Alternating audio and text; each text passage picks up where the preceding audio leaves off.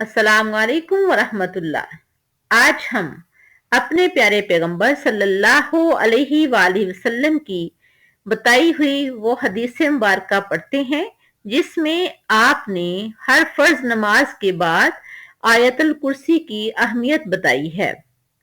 क़ाला रसूलुल्लाह सल्लल्लाहु अलैहि वसल्लम, रसूलुल्लाह सल्लल्लाहु अलैहि वसल्लम ने फरमाया, मन क़रा आयतल कुर्सी दुबरा कुल्ली सलातिन मकतूबा लम यमनउहु मिन दुखूलिल जन्ना इल्ला अन यमूत। अब पहले इसका तर्जुमा देखते हैं।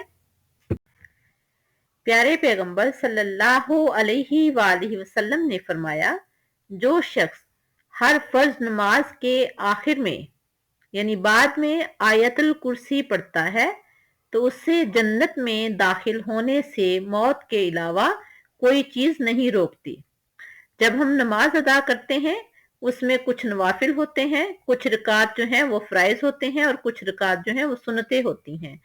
वो रकात जो फ्राइज हैं उनके बाद आयतुल कुर्सी पढ़ने के बारे में यह हदीस है।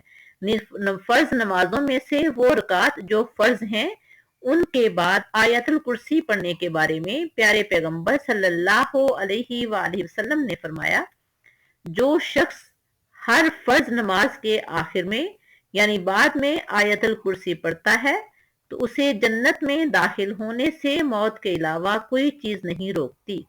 अल्लाह ताला से दुआ है, अल्लाह ताला हमें अपने प्यारे पैगंबर सल्लल्लाहु अलैहि वसल्लम की इस हदीस मुबारका पर अमल करने की तौफीक अता फरमाए और हमें जन्नत में दाखिल फरमाए। आमीन। अल्लाह हाफिज।